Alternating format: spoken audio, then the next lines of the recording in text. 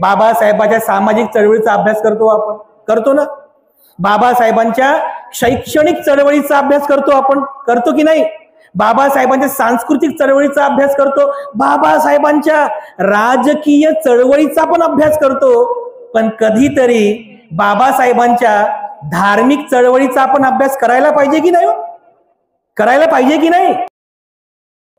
संपूर्ण विश्वाला सुख, शांती, मानवता तथा दुःख मुक्तीचा आर्य संदेश देणारे विश्व शांतीदूत महाकारुणिक तथागत भगवान सम्यक संबुद्ध यांना त्रिवार अभिवादन करतो. तथागतांनी समग्र मानव जातीच्या दुःख मुक्तीसाठी उपदेशिलेला महान सद्धम्म अर्थात बौद्ध धम्म तथा या सद्धम्माचा अविरतपणे प्रचार आणि प्रसार करणारा तथागतांद्वारा स्थापित सदा पूजनीय भिक्खू संघ या पूजनीय भिक्खू संघाला त्रिवार अभिवादन करतो. ज्यांच्या अथांग अमर्याद त्याग प्रभावामुळे या भारत भूमीला बुद्ध भूमीचे रूप पुन्हा एकदा प्राप्त झालं, असे बौद्ध धम्माचे पुनरुद्धारक, तुम्हा आम्हा सर्वांचे उद्धार करते, प्रज्ञा सूर्य बोधिसत्व डॉक्टर बाबासाहेब आंबेडकर यांच्या समग्र धम्मक्रांतीमध्ये जीवनाच्या शेवटच्या श्वासापर्यंत समर्पित राहून. आजच्या या मंगलमय प्रसंगी माझ्या समवेत या धम्मविचार मंचावरती उपस्थित पूजनीय भिक्खू करुणानंदजी थेरो, संचालक the great happiness YouTube channel, पूजनीय भिक्खू धम्मबोधीजी थेरो, संचालक purity of mind YouTube channel, पूजनीय भिक्खू पय्यानंदजी थेरो, इतर सर्व भिक्खूगण, सामनेरगण आणि आपण सर्व धम्म उपासक आणि उपासिकांनो, धम्मदेसनेला सुरुवात करण्यापूर्वी पूजनीय भिक्खू संघाच्या वतीने मी तुम्हा सर्वांच्या प्रती सर्वप्रथम अनंत मंगल कामना, मंगल आशीष अर्पण करतो. विशेष करून आजच्या या धम्म परिषदेच्या निमित्ताने कर्नाटक या राज्यामध्ये बसव कल्याण, बरोबर आहे का, शहराचं नाव पहिल्यांदाच आलेलो आहे. बसव कल्याण या ऐतिहासिक नगरीमध्ये ही धम्म परिषद आणि भिक्खू संघाची धम्मदेसना हा कार्यक्रम या ठिकाणी संपन्न होत आहे. तेव्हा या कार्यक्रमाचे जे आयोजक आहेत, व्यवस्थापक आहेत, दानदायक, दानदायिका, सहकार्य करणारे सर्वच प्रत्यक्ष आणि अप्रत्यक्षरित्या सहकार्य करणारे त्या सर्वांच्या प्रती मी मंगल कामना अर्पण करतो. पहिल्यांदाच आपल्या या बसव कल्याण नगरीमध्ये आम्ही आलेले आहोत. करुणानंद भंतेजी, धम्मबोधी भंतेजी आणि मी अगदी सकाळीच 5 वाजता औरंगाबादहून निघालो आणि येतानाच आम्ही चर्चा करत निघालो, कारण आमची सवय आहे चर्चा करण्याची. आम्ही गाडीमध्ये झोपत नाही. 8-8 घंट्याचा जरी प्रवास असला आम्ही झोपत नसतो गाडीमध्ये. आम्ही कंटिन्यू चर्चा सुरू असते धम्मावर, बाबासाहेबांच्या वेगवेगळ्या तत्वांवरती, भगवान बुद्धांवरती. येत असताना आमच्याशी सहज चर्चा सुरू होती. बसव कल्याणला जायचं आहे. पहिल्यांदा चाललो आपण. आपले तिथले जे बौद्ध लोक आहेत कदाचित ते धम्माच्या बाबतीमध्ये नवीन असतील. काही जण KG1 मध्ये असतील, काही KG2 मध्ये असतील, काही जण बालवाडीमध्ये असतील, म्हणजे काय म्हणतो मग त्याला KG1 मध्ये असतील, आहे की नाही.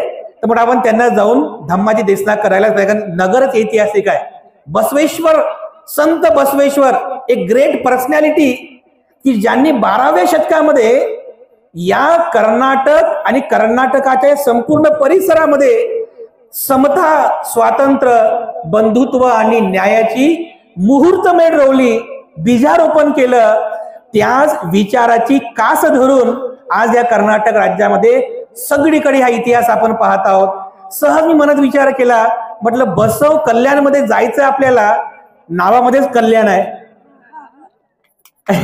की नाही, नावातच कल्याण आहे आणि आमचं कामच आहे म्हटलं लोकांचं कल्याण करण्यासाठी बुद्ध सांगणे, बाबासाहेब सांगणे. तर इथे बसव मध्ये जायचं आपल्याला.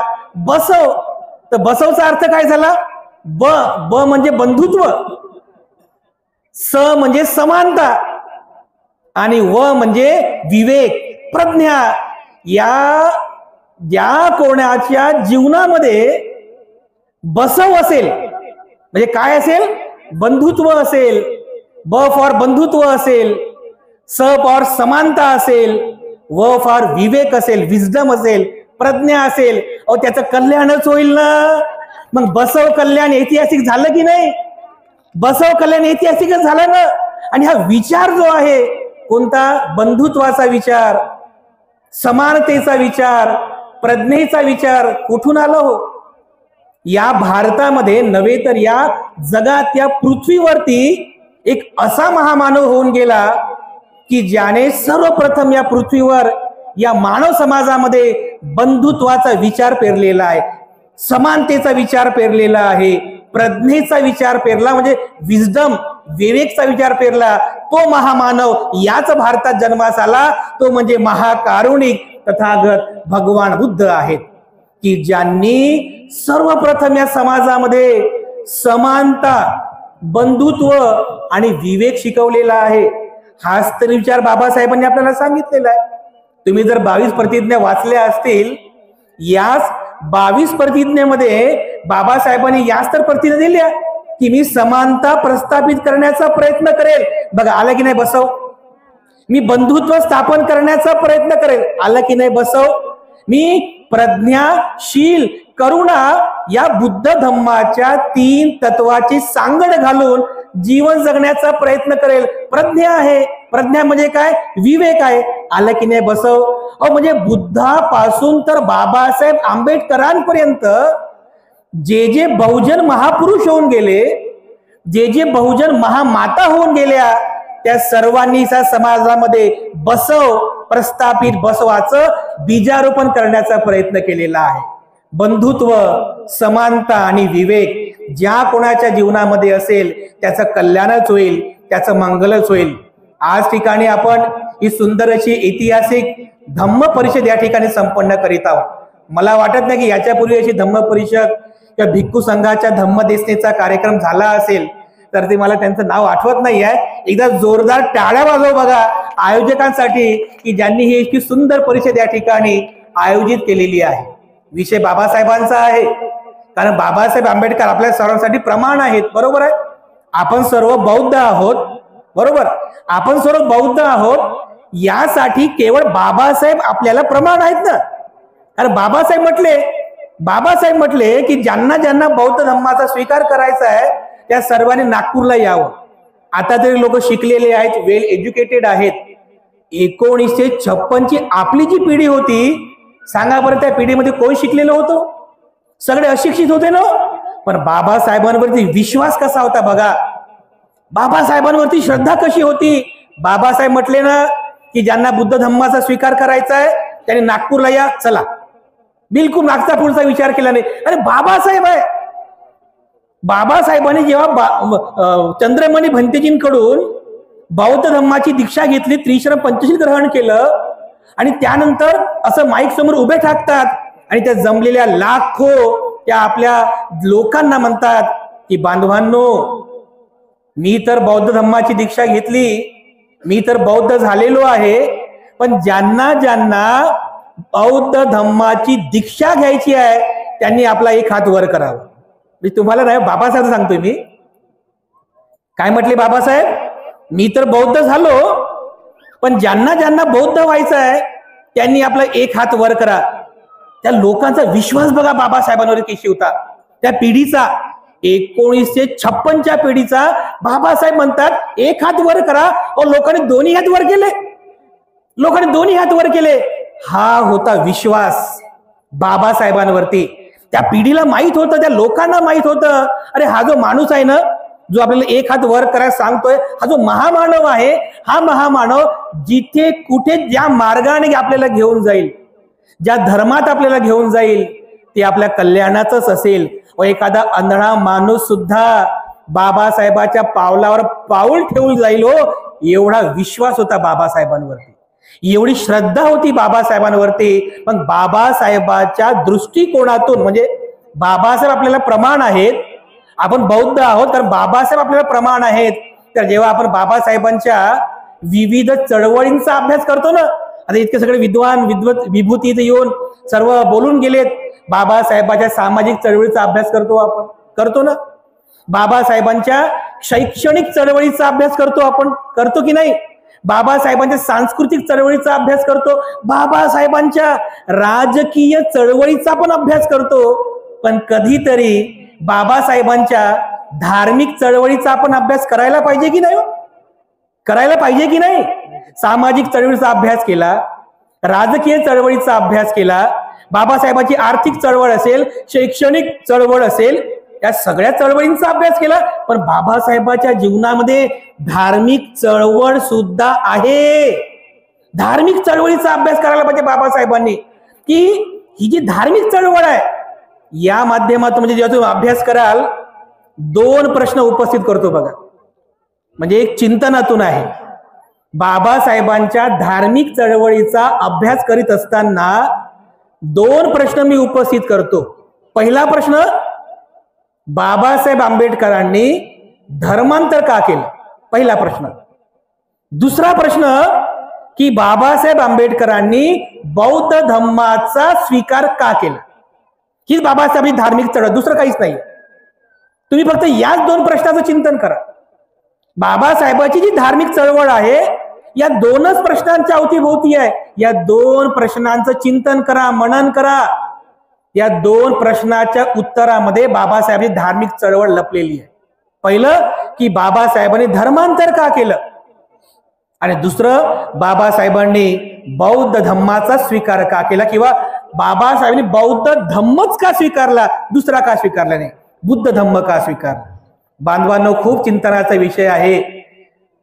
काही लोक यावरती म्हणजे कॉमेंट्स करतात की बाबासाहेबांनी तशी घोषणाच केली होती म्हणतात.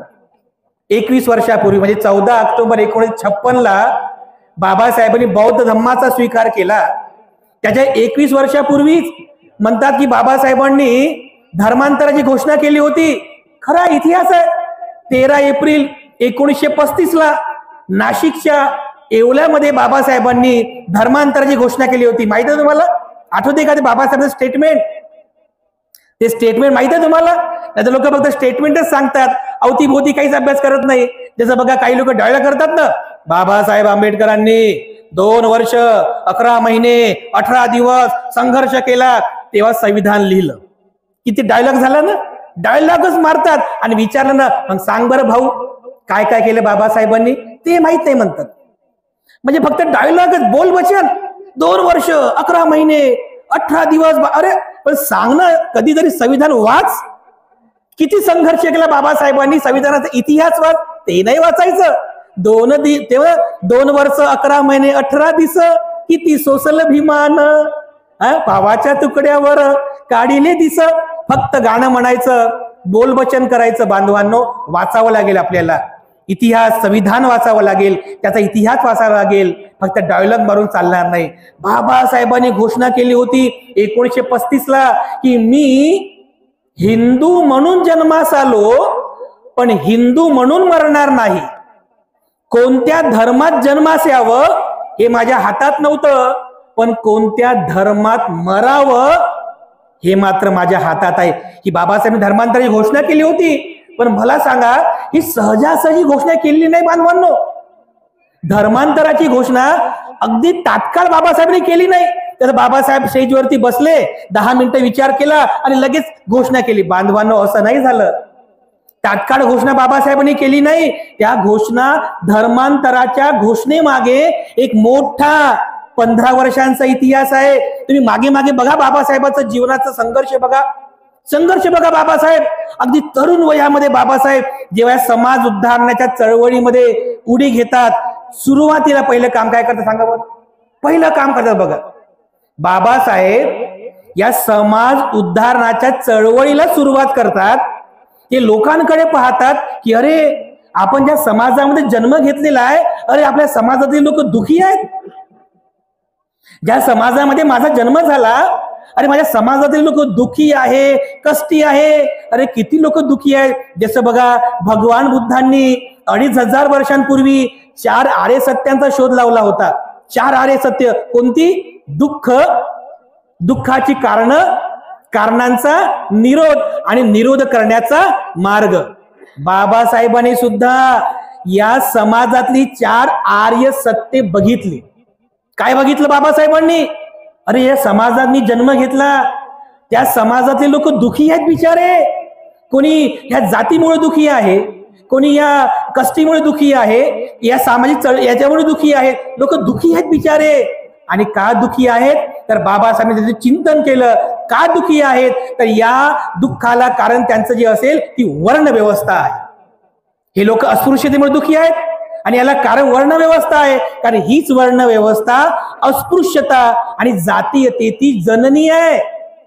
बांधवांनो, बाबासाहेबांनी चिंतन केलं, ही वर्ण व्यवस्था जोपर्यंत नष्ट होणार नाही, ही जातीयता जोपर्यंत नष्ट होणार नाही, ही अस्पृश्यता जोपर्यंत नष्ट होणार नाही, तोपर्यंत आपल्या लोकांचं दुःख नष्ट होणार नाही. आणि जर आपल्याला ही जी व्यवस्था नष्ट करायची असेल तर आपल्याला सामाजिक चळवळीमध्ये उडी घ्यावी लागेल. तर पहिलं काम केलं आपल्या लोकांना जागृत करण्याचं. जागृत करायचं लोकांना. काय केलं बाबासाहेबांनी? तरुण तडफदार बाबासाहेब, अगदी 30-31 वर्षांचे बाबासाहेब बघा. आज आपला तरुण 30-31 वर्षांचा आहे. बाबासाहेबांनी वयाच्या 30व्या वर्षी मूकनायक पाक्षिक सुरू केलं बघा. मूकनायक 1 जानेवारी मला वाटतं 1920 ला, सॉरी 31 जानेवारी 1920 तरुण तडफदार बाबासाहेबांनी मूकनायक नावाचं पाक्षिक सुरू केलं. घरची हालत, पैसा नाही, काही नाही, पण बघा बरं बाबासाहेबांचा संघर्ष.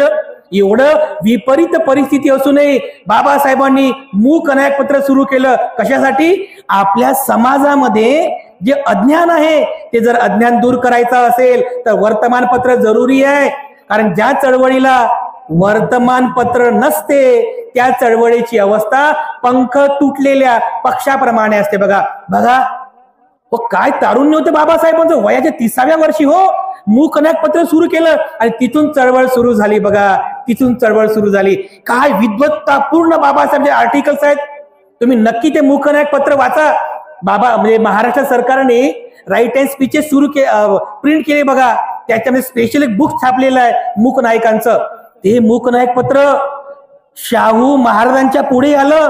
शाहू महाराज सुद्धा भांबावले ना बाबासाहेबांच्या त्या प्रखर क्रांतिकारी विचारापुढं. शाहू महाराज कोल्हापूरवरून मुंबईला जातात त्या डबक चाळीमध्ये. कशासाठी माहित आहे?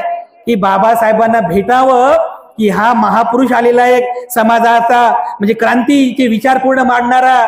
तर बघा जेव्हा शाहू महाराज बाबासाहेब भेटायला जातात तर बाबासाहेब म्हणतात, ओ या महाराज, महाराज मी धन्य झालो महाराज, तुम्ही आज आमच्याकडे आले.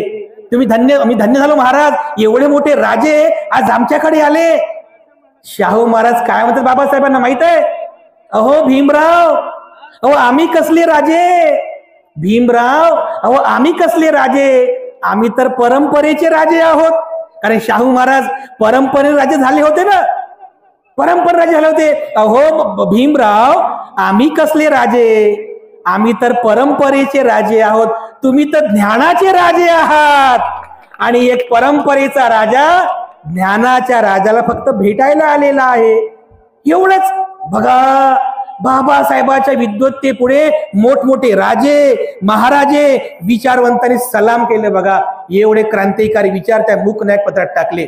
पुढे बाबासाहेब चळवळ सुरू झाली प्रत्यक्ष उडीमारी चळवळीमध्ये. तर बघा आताच मागच्या डिसेंबर महिन्यामध्ये 25 डिसेंबर त्या दिवशी आपण मनुस्मृती दहन दिन साजरा केला. त्याच 25 डिसेंबर 1920 ला बाबासाहेबांनी मनुस्मृतीचं दहन केलं महाडमध्ये. कशासाठी?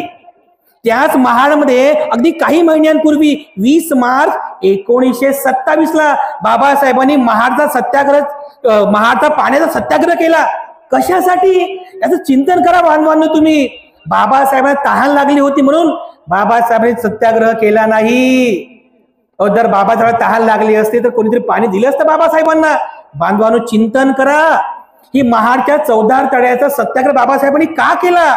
बांधवांनो बाबासाहेबांना तिथे समानता प्रस्थापित करायची होती. की एका पाण्यावर जी निसर्गाचा आहे याच्यावर सर्वांचा अधिकार असला पाहिजे, ही समानता प्रस्थापित करण्यासाठी बाबासाहेब चळवळ होती. त्याच्याही अगोदर बाबासाहेब आंबेडकर त्या चळवळीची चिंतन करतात. तर बघा 25 डिसेंबरला जेव्हा बाबासाहेब आंबेडकरांनी मनुस्मृती दहन केलं होतं, त्याच दिवशी बाबासाहेब आपल्या जमलेल्या लाखो लोकांना काय म्हणतात, बांधवांनो तुम्ही स्वतःला कमजोर समजू नका, तुम्ही वाघाची औलाद आहात. हे बाबासाहेब भाषण आहे बघा 25 डिसेंबर 1900. हे तुम्ही स्वतःला कमजोर समजू नका, तुम्ही वाघाची औलाद आहात, तुम्ही शूरवीरांची औलाद आहात. आणि जर विश्वास नसेल ना तर त्या भीमा कोरेगावला जाऊन बघा, तिथे तुमच्या शूरवीरांची नावं त्या स्तंभावरती लिहिलेली आहेत. बाबासाहेबांनी तुमच्या ते चेतवलं, हो तुमच्या ती क्रांती चेतवलेली आहे. तेवढा मूकनायक पत्र तर बंद पडलं, पण त्यावेळी बाबासाहेबांनी जनता हे सुद्धा एक पाक्षिक सुरू केलं होतं. जनता पाक्षिक सुरू केलं. नाशिकला काळाराम मंदिर सत्याग्रह केला. कशासाठी, हो त्या रामाची पूजा करायला, त्या काळारामाची गोरारामाची पूजा करायला. आमच्यातले काही लोक बघा, म्हणजे जसं म्हणतो ना बसव व म्हणजे विवेक प्रज्ञा, प्रज्ञा किती महत्वाची आपल्यामध्ये. आपले काही भोळे बाबडे लोक महाडला जातात, ते पाणी पितात. पाणी काय म्हणतात, अर इथं बाबासाहेबांनी चळवळ केली, बाबासाहेबांनी पाणी पिलं, आपण पण पाणी पिलं. अरे बाबा, तहान भागवण्यासाठी बाबासाहेबांनी पाणी नाही पिलं. लोक त्या नाशिकला जातात, काळाराम मंदिरात सत्याग्रह करायला. काय तारीख आहे, 1931-32 मध्ये काही तारीख आहे, मार्च महिन्यातली. तिथं जाऊन पूजा करतात आपले लोक. प्रज्ञा संपली, प्रज्ञा. भोळे बाबळे लोक काय, बाबासाहेबांनी इथे मंदिर सत्याग्रह केला. अरे मंदिर सत्याग्रह त्या काळारामाची पूजा करण्यासाठी नव्हता, चिंतन करायच्यावरती समानता प्रस्थापित करायची होती. बाबासाहेब आंबेडकर समानता महत्वाची आहे. बसव, बंधुत्व, समानता, विवेक आपल्यात जागृत करा. तिथे बाबासाहेबांना समानता प्रस्थापित करायची होती. ही सगळी चळवळ जी आहे, मी शॉर्ट मध्ये तुम्हाला सांगतोय कारण वेळ कमी आहे. बाबासाहेबांच्या 1920 पासून तर 1935 पर्यंतचा जीवन संघर्ष बघा. बाबासाहेबांनी जे जे काही निर्माण केलं, जे जे काही संघर्ष केला, तो सगळा संघर्ष बांधवांनो हिंदू धर्माकरिता द्वेष आहे म्हणून नव्हता. हिंदू धर्मामध्ये जी वर्णव्यवस्था आली, त्याच्यामधून जातीयता आली, आणि आपले लोक जे दुःखी आहेत, या आपल्या लोकांना दुःखातून मुक्त करण्यासाठी समानता आली पाहिजे. आणि त्या समानतेसाठी बाबासाहेबांची चळवळ होती बघा. एवढं सर्व केलं, एवढं सर्व केलं, परंतु समानता मिळाली नाही. आम्हाला बंधुत्व मिळालं नाही, आम्हाला समानता मिळाली नाही, हक्क अधिकार मिळाले नाही. तर बघा बाबासाहेब या सगळ्या गोष्टीचं चिंतन करतात की 15 वर्ष झाली आपण यासाठी भांडत आहोत, झगडत आहोत, तरी सुद्धा मला नाही वाटत की या धर्मामध्ये समानता प्रस्थापित होईल, या ठिकाणी समानता बंधुत्व निर्माण होईल, मला वाटत नाही. यावर बाबासाहेबांनी चिंतन केलं बघा. बाबासाहेबांच्या धर्मांतराची घोषणा ही सहजरित्या झालेली नाहीये, तात्काळ झालेली नाहीये. बाबासाहेबांच्या संघर्षाचं ते फलित आहे. आणि जेव्हा बघा बाबासाहेब आंबेडकर 1935 ला धर्मांतराची घोषणा करतात, पुढील 20-21 वर्षांपर्यंत बांधवांनो 20-21 वर्षांपर्यंत बाबासाहेब आंबेडकर सगळ्या धर्मांचा अभ्यास करतात. हिंदू धर्माचा असा अभ्यास केलाच होता, मुस्लिम, शीख, ईसाई, यहुदी, ख्रिश्चन या सगळ्या धर्मांचा अभ्यास केला. आणि सरते शेवटी बाबासाहेब आंबेडकर 14 ऑक्टोबर 1956 ला बौद्ध धम्माची दीक्षा घेतात. 21 वर्ष लागली बाबासाहेब आंबेडकरांना, 21 वर्ष. आणि इथे प्रश्न उपस्थित होतो की बाबासाहेब आंबेडकरांनी बुद्ध धम्माचा स्वीकार का केला. बाबासाहेब आंबेडकरांनी बुद्ध धम्माचा स्वीकार का केला, तर बाबासाहेब आंबेडकरांनी सगळ्या धर्मांचा अभ्यास केलेला आहे. तुम्ही जर बाबासाहेबांचं एक भाषण वाचलं, एक भाषण आहे बाबासाहेबांचं, राईट हँड स्पीच आहे, बौद्ध धम्माचं भवितव्य. कोणी वाचलं बरं, हात नका वर करू पण वाचा. ते बाबासाहेबांचं भाषण आहे, बुद्ध की कालमार आणि बुद्ध धम्माचं भवितव्य. हे भाषण तुम्ही नक्की वाचा. त्या भाषणामध्ये बाबासाहेबांनी बुद्ध धम्माची महती सांगितलेली आहे. हिंदू धर्म, शीख धर्म, इस्लाम धर्म, यहुदी हे जे धर्म आहेत, या धर्मामध्ये प्रत्येक ठिकाणी कुठे ना कुठेतरी असमानता आहे, कुठे ना कुठेतरी कमी जास्तपणा आहे, भेदभाव आहे. केवळ या पृथ्वीवरती एकच असा धर्म आहे बुद्धाचा धम्म की जो माणसात समानता प्रस्थापित करतो, जो माणसात बंधुत्व प्रस्थापित करतो. एवढंच काय, तो माणसांमध्ये प्रज्ञा विकसित करतो, विवेक विकसित करतो. हेच तर बसव आहे हो. हे बंधुत्व बुद्ध धम्माचं आहे, ही समानता बुद्ध धम्मामध्ये आहे. हा विवेक फक्त बुद्धाने शिकवलेला आहे. बांधवांनो, बाबासाहेब आंबेडकरांनी बुद्ध धम्माचा स्वीकार केला. हे सुद्धा सहज नव्हतं. तुम्ही तो ग्रंथ वाचला का, भगवान बुद्ध आणि त्यांचा धम्म ग्रंथ वाचला असेल ना? त्याची प्रस्तावना कोणी कोणी वाचली बरं? प्रस्तावना वाचली का? प्रस्तावना वाचत चला हो. प्रस्तावना फार महत्वाची आहे. कारण जो लेखक पुस्तक लिहितो ना, जरी तो ती प्रस्तावना पुस्तकाच्या सुरुवातीला असते, पण माहित आहे तो लेखक प्रस्तावना पुस्तकाच्या लिहिलेल्या शेवटी लिहित असतो. बघा, तो सांगतो त्या पुस्तकामध्ये हे पुस्तक मी कसं लिहिलं. त्या प्रस्तावनेमध्ये बाबासाहेब आंबेडकर काय म्हणतात की मला 2 प्रश्न नेहमी विचारले जातात. कोणती? पहिला प्रश्न मला विचारला जातो की खालच्या जातीत जन्मास आले तरी पण एवढं मोठं शिक्षण तुम्ही कसं काय घेऊ शकले. आणि दुसरा प्रश्न विचारला जातो की तुमचं मन बुद्ध धम्माकडे कसं वळालं. आता बाबासाहेब सांगतात मी खालच्या जातीत जन्मास आलो तरी पण एवढं मोठं शिक्षण घेतलं. साहजिकच आहे, कोणाच्या पण मनामध्ये प्रश्न उपस्थित होईल की खालच्या जाती जन्मास येऊनही एवढं मोठं शिक्षण कसं काय घेऊ शकले.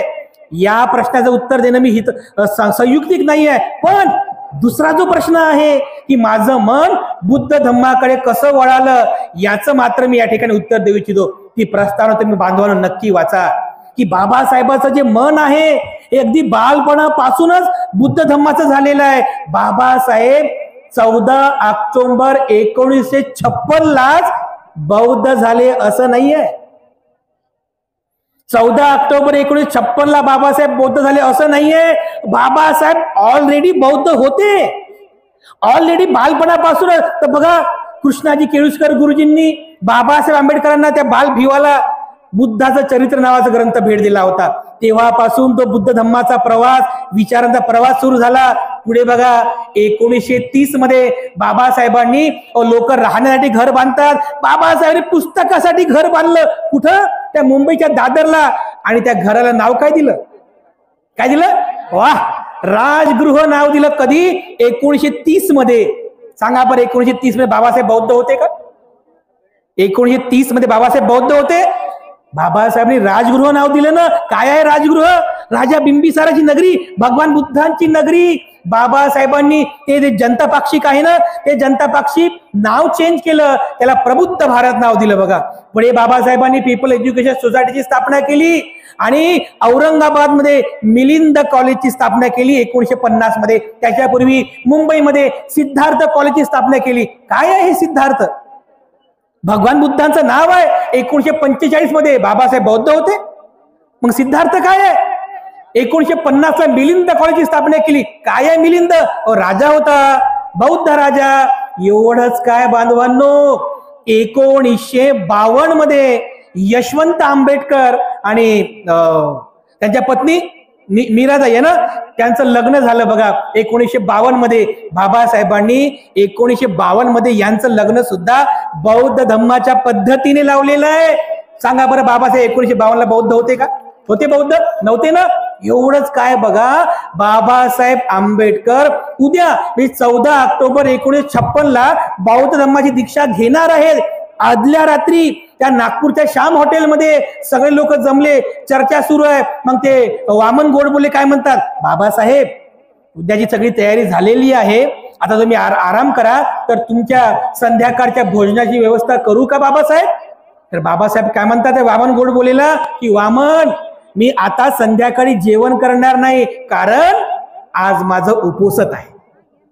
म्हणजे प्रॅक्टिकली बाबासाहेबांनी बुद्ध धम्माची दीक्षा घेण्या अगोदर बाबासाहेबांनी प्रॅक्टिकली हो सांगा बुद्ध धम्माचं आचरण केलेलं आहे. मग सांगा बरं, बाबासाहेब आंबेडकर हे फक्त दीक्षा घेऊन बौद्ध झाले की विचारांचे बौद्ध झाले? हो, विचारांचे बौद्ध होते ना, विचारांचे बौद्ध होते. आणि म्हणूनच तर बाबासाहेब आंबेडकरांचा हा बुद्ध धम्माचा विचार आपण आत्मसात करणं गरजेचं आहे. दीक्षा घेऊन फक्त आपण बौद्ध झालो बांधवांनो, आता आचरणशील बौद्ध बना, विचारांचे बौद्ध बना. की बाबासाहेबांच्या जीवनातील एक प्रसंग तुम्हाला सांगतो आणि माझे धम्मदेशा समाप्त करतो. बघा, 1954 मध्ये रंगून, म्हणजे आजचं जे म्यानमार आहे ना, म्यानमार, रंगून मध्ये बौद्ध धम्माची जागतिक धम्म परिषद संपन्न झाली. कधी? 1954. ज्यावेळेस बाबासाहेब बौद्ध नव्हते त्यावेळेसची गोष्ट आहे. बाबासाहेब त्या रंगूनला जातात. त्या रंगूनच्या परिषदेमध्ये बौद्ध धम्माची परिषद आहे. त्या परिषदेच्या आयोजकांनी बाबासाहेब आंबेडकरांना असं स्टेजवरती बसवलं. त्या तिच्या समोर खाली बसलेले जे बौद्ध लोक होते, जपान, चीन, कोरिया, लाओस अशा विविध बौद्ध राज्यात, बौद्ध देशातून आलेले विद्वान, स्वतःला विद्वान समजणारे की आम्ही तर बौद्ध आहोत, ते म्हटलं हा आमचा अपमान नाही का? आम्ही एवढे बौद्ध, आम्हाला तुम्ही खाली बसवलं, आणि हा भारतातून आलेला जो बौद्ध नाहीये, हा डॉक्टर B.R. आंबेडकर, याला तुम्ही स्टेजवरती बसवलं, हा आमचा अपमान नाही का? कोणीतरी चिठ्ठी लिहिली आयोजकांना.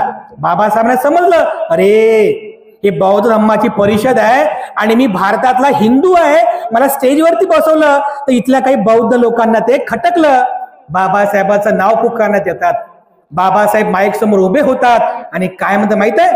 त्या परिषदेमध्ये या ठिकाणी जमलेले, म्हणजे इंग्लिश मध्ये भाषा आहे, मराठी सांगतो, या ठिकाणी जमलेले बौद्ध जन हो, बाबासाहेबांचं भाषण आहे, या ठिकाणी जमलेले बौद्ध जन हो, मला माहित आहे की मी बौद्ध नाही, पण तरी सुद्धा तुम्ही मला या स्टेजवरती बसवलं, माझा सन्मान केला, याकरिता मी आपले आभार व्यक्त करतो. बांधवांनो, बौद्ध जन हो, बौद्ध जन हो, मी बौद्ध नाही, पण तरी सुद्धा मला बुद्धांचा विचार माहित आहे. बौद्ध जन हो, भारतातले लोक मला संविधानाचा शिल्पकार मानतात. काय म्हणतात बाबासाहेब? भारतातील लोक मला संविधानाचा शिल्पकार मानतात, पण बौद्ध जन हो, हे जे संविधान आहे, हे संविधान मी दुसऱ्या तिसऱ्या कोणाचाही विचार लिहिलेलं नसून हे केवळ आणि केवळ भगवान बुद्धांच्या समता, स्वातंत्र्य, बंधुत्व या विचारांवरती लिहिलेलं आहे. बौद्ध जन हो, तुम्ही ज्या अशोक चक्राला बौद्ध धम्माचं चिन्ह समजता, अशोक चक्र माहित आहे ना, 24 आऱ्यांचं अशोक चक्र, बाबासाहेबांनी बघा काय काय करून ठेवलं हो. बौद्ध जन हो, तुम्ही ज्या अशोक चक्राला बौद्ध धम्माचं चिन्ह समजता, त्याच अशोक चक्राला मी कायद्याच्या जोरावर भारताच्या तिरंग्यावरती प्रतिष्ठापित केलेला आहे. तिथं अगोदर गांधीजीचा चरखा होता. बौद्ध जन हो, ज्या अशोक स्तंभाला, 4 शियाचा अशोक स्तंभ, ज्या अशोक स्तंभाला तुम्ही भारताची राजमुद्रा समजता, मी कायद्याच्या जोरावर त्याच बौद्ध धम्माच्या अशोक स्तंभाला भारताची राजमुद्रा बनवलेली आहे. बाबासाहेब आंबेडकर एक मुद्दा सांगत आहेत की मी जरी बौद्ध नसलो, पण भारतामध्ये बुद्ध धम्माचं पुनर्जीवन करण्यासाठी मी काय काय केलेलं आहे, तर बघा हे सगळं काही बाबासाहेबांनी केलं हो. आज बघा, एखाद्या गाडीवर जर अशोक चक्र असेल, आपण काय म्हणतो, ही बौद्ध माणसाची गाडी आहे म्हणतो की नाही? असं एखाद्या घरावर समजा जर अशोक चक्र असेल, आपण काय म्हणतो, अरे हे बौद्ध माणसाचं घर आहे हो. अरे मग भारताच्या तिरंग्यावर अशोक चक्र आहे, तर भारत कुणाचा झाला? अरे बुद्धाचा झाला ना हो, भारत बुद्धाचा झाला ना. आमचे प्रधानमंत्री जेव्हा भारतभर फिरतात तर काय म्हणतात, राम के देश में हूँ, कृष्ण के देश में हूँ. पण भारताच्या जेव्हा बाहेर जातात ना, लंडनला, तिकडे अमेरिकेला, काय म्हणतात माहित आहे? तिथे रामाचा देश म्हणत नाही, तिथे म्हणतात की मैं बुद्ध के देश से आया हूँ, म्हणतात की नाही? बुद्ध के देश से. कारण प्रधानमंत्रीला पण माहित आहे की जग में बुद्ध का नाम है, यही भारत की शान है. जग में बुद्ध का नाम है, यही भारत की शान है. हे प्रधानमंत्र्याला सुद्धा माहित आहे. अशोक चक्र भारताची राजमुद्रा, भारताची तिरंगावर प्रतिष्ठापित आहे. अशोक स्तंभ भारताची राजमुद्रा आहे. तुम्ही बघा, भारताचे राष्ट्रपती ज्या चेअरवरती बसतात ना, त्याला administrative chair of the India म्हणतात. तुम्ही गुगलवरती सर्च करा आणि माहित आहे, जिथे राष्ट्रपती बसतो ना, त्या चेअरच्या अगदी मागच्या बाजूला डोक्याच्या वरती बाबासाहेबांनी 24 आऱ्यांचं अशोक चक्र कोरून ठेवलेलं आहे. बघा, गुगल फोटो बघा. आणि त्याच ठिकाणी असं गोल आकारामध्ये लिहिलेलं आहे. माहिती आहे काय लिहिलेलं आहे? तिचं लिहिलेलं आहे धम्मचक्क पवत्तनाय असं लिहिलेलं आहे बघा. काय आहे धम्मचक्क पवत्तनाय? राजा भवतु धम्मिक. बाबासाहेबांना अपेक्षित होतं या चेअरवर बसणारा जो कोणी आहे राजा, त्याला काय करायचंय भारतामध्ये? धम्मचक्क पवत्तनाय करायचंय. काय काय करून ठेवलं बाबासाहेबांनी. आमचे राष्ट्रपती, प्रधानमंत्री आणि विदेशी डेलिगेट्स ज्या भवनामध्ये भेटतात ना, त्याला काय नाव माहित आहे? त्याला अशोका दरबार हॉल म्हणतात. अशोकाचं नाव दिलं. आणि त्या दरबार हॉलमध्ये, या दरबार हॉलमध्ये कोणत्याच देवी देवताची मूर्ती नाहीये. त्या अशोका दरबार हॉलमध्ये फक्त आणि फक्त भगवान बुद्धांची मूर्ती आहे बांधवांनो. त्या मूर्तीपुढे बसून आमचे प्रधानमंत्री, राष्ट्रपती, विदेशी डेलिगेट शेक हँड करतात. बुद्धाला साक्षी ठेवून बघा, बुद्धाला साक्षी ठेवतात. सगळं काही करून ठेवलं बाबासाहेबांनी. बाबासाहेबांना भारत बौद्धमय करायचा होता. बाबासाहेबांनी तेव्हाच भारत बौद्धमय केला हो. 26 नोव्हेंबर 1949 ला बाबासाहेबांनी या भारताला बुद्ध दिला. दिला की नाही? तारीख बरोबर आहे? तारीख 26 नोव्हेंबर 1949 ला बाबासाहेबांनी या भारताला बुद्ध दिला. काय दिला? संविधान दिलं. कुठे आहे बुद्ध? बुद्ध या मूर्तीमध्ये आहे? बुद्ध या फोटोमध्ये आहे? बुद्ध कुठे आहेत? और बुद्धाची समता, बुद्धाचं बंधुत्व, बुद्धाची प्रज्ञा व बुद्धाचा विचार आज फक्त भारताच्या संविधानामध्ये आहे. कारण संविधान जोपर्यंत आहे तोपर्यंत बुद्ध आहे. म्हणून बसव सुद्धा संविधानामध्येच आहे. महात्मा फुले सुद्धा संविधानामध्ये आहेत. छत्रपती शाहू महाराज सुद्धा संविधानामध्ये आहेत. असं समता, स्वातंत्र्य, बंधुत्वाचं संविधान रूपी बुद्ध बाबासाहेबांनी 26 नोव्हेंबर 1949 ला या भारताला सुपूर्द केला. मी तुम्हाला ते रंगूनची परिषद सांगत होतो. एक एक मुद्दा, एक एक मुद्दा बाबासाहेब त्या ठिकाणी सांगत आहेत की मी जरी बौद्ध नसलो तरी बुद्धांचा विचार भारतामध्ये प्रतिष्ठापित करण्यासाठी मी कोणतं कार्य केलं. एक एक मुद्दा सांगतात. आणि सर ते शेवटी त्या जमलेल्या लाखो लोकांना एकच प्रश्न विचारतात की सांगा बौद्ध जन हो, सांगा बौद्ध जन हो, मी बौद्ध नव्हे काय? सांगा बौद्ध जन हो, मी बौद्ध नव्हे काय? असा प्रश्न बाबासाहेबांनी विचारला. नीरव शांतता प्रस्थापित झाली. जे लोक स्वतःला आम्ही दीक्षेने बौद्ध आहोत, आम्ही पुस्तक वाचून बौद्ध आहोत, आम्ही विद्वान आहोत, असे जे लोक त्या मंडपात बसलेले होते त्यांनी विचार केला, अरे हा जो माणूस आहे खऱ्या अर्थाने बुद्धिस्ट आहे. कारण आम्ही तर फक्त दीक्षा घेऊन बौद्ध झालो, पण या माणसाने बौद्ध नसतानाही बौद्ध धम्माचं काम केलेलं आहे. He is the real Buddhist असं म्हणून सगळे लोक उभे झाले, जोरदार टाळ्या वाजून बघा बाबासाहेबांचं स्वागत केलं, बाबासाहेबांचं अभिनंदन केलंय. बघा बाबासाहेब कशा प्रकारचे बौद्ध होते या घटनेतून तुम्हाला समजेल. बाबासाहेबांच्या विचारामध्ये बुद्ध होते, बाबासाहेबांच्या आचरणामध्ये बुद्ध होते. आणि बाबासाहेब बालपणापासूनच बुद्ध होते बघा. आणि म्हणून बाबासाहेब हेच आपल्यासाठी बुद्ध धम्माला प्रमाण आहेत बघा. म्हणून बांधवांनो प्रॅक्टिकली विचार करा. ज्याला आपण बसव म्हणतो ना, बंधुत्व, समानता, विवेक, प्रेम, सहानुभूती, हक्क, अधिकार, हे सगळं भारताच्या संविधानामध्ये आहे. म्हणून भारताच्या संविधानाचा अभ्यास करा. संविधान जोपर्यंत आहे तोपर्यंत बुद्ध राहतील.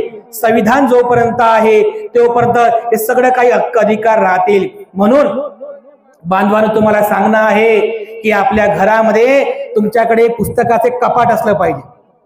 त्या पुस्तकाच्या कपाटामध्ये 3 पुस्तकं ठेवा, कमीत कमी 3, मग बाकी कितीही ठेवा, पण कमीत कमी 3 पुस्तकं तुमच्या घरात ठेवा. पहिलं पुस्तक ठेवा भगवान बुद्ध आणि त्यांचा धम्म. कशासाठी? भगवान बुद्धांचा जीवन चरित्र वाचण्यासाठी, धम्म समजून घेण्यासाठी. दुसरं पुस्तक ठेवा भारताचं संविधान. कशासाठी? संविधान समजून घेण्यासाठी, बाबासाहेब समजून घेण्यासाठी. आणि तिसरं पुस्तक ठेवा बौद्ध धम्माचे भवितव्य. बुद्ध की कालमार हे भाषणाचं पुस्तक आहे बघा, हे सुद्धा पुस्तक ठेवा. या पुस्तकांचं वाचन करा, बुद्ध धम्म समजून घ्या, संविधान समजून घ्या. आणि यामधूनच खऱ्या अर्थाने बाबासाहेबांची जी धार्मिक चळवळ आहे, ज्या धार्मिक चळवळीला खूप चांगल्या प्रकारे समजून घेण्याचा आपण सर्वांनी प्रयत्न करावा। फार जबाबदारीपूर्वक बाबासाहेबांनी आपल्याला बौद्ध बनवलं। बांधवांनो, आज या 68 वर्षांमध्ये आपण सर्व स्वाभिमानाने जीवन जगत आहोत। हा स्वाभिमान बरकरार असला पाहिजे, कारण हा स्वाभिमान केवळ आणि केवळ बाबासाहेबांमुळे आपल्याला मिळालेला आहे। हे परिवर्तन बाबासाहेबांमुळे झालेलं आहे। जे जे काही आपल्या जीवनात चांगलं आहे हे सगळं काही बाबासाहेबांमुळे मिळालेलं आहे बांधवांनो। म्हणून बाबासाहेबांच्या या संघर्षाची जाणीव ठेवा, बाबासाहेबांनी केलेल्या कर्तृत्वाची जाण ठेवा, उपकाराची जाण ठेवा, कृतज्ञतेचा भाव ठेवा आणि बाबासाहेबांनी सांगितलेल्या मार्गाने अनुक्रमण करा। त्यामध्ये आपल्या सर्वांचं मंगल आहे, सर्वांचं कल्याण आहे। बुद्ध, धम्म आणि संघ या तीनच रत्नांवरती आपली नितांत श्रद्धा ठेवा। बाबासाहेब आंबेडकरांवरती आपली श्रद्धा ठेवा, भारतीय संविधानावरती श्रद्धा ठेवा आणि मानवी जीवनामध्ये जे तत्व आहेत ब स व, बंधुत्व, समानता आणि विवेक म्हणजे प्रज्ञा, जे जे लोक आपल्या जीवनामध्ये अंगीकार करतील त्या लोकांचं कल्याणच होईल। म्हणून ऐतिहासिक नगर आहे बसव कल्याण। म्हणून आपल्या लोकांनी बसव निर्माण करा, बसवला विकसित करा, तुमचं कल्याणच होईल, तुमचं मंगलच होईल। म्हणून सरते शेवटी पुनश्च एकदा आपल्या सर्वांप्रती मी मंगल कामना अर्पण करतो। वेळ अधिक झाल्या कारणाने अधिक बोलणार नाही, कारण पूजनीय भिक्खू संघाची समारोपीय धम्मदेशना आपल्या सर्वांना ऐकायची आहे। सरते शेवटी धम्म परिषदेचे आयोजक, व्यवस्थापक, सर्व दानदायक आणि दायिका आपल्या सर्वांच्या प्रती मी पुनश्च एकदा मंगल कामना अर्पण करून या ठिकाणी थांबतो। सर्वांचं मंगल हो, सर्वांचं मंगल।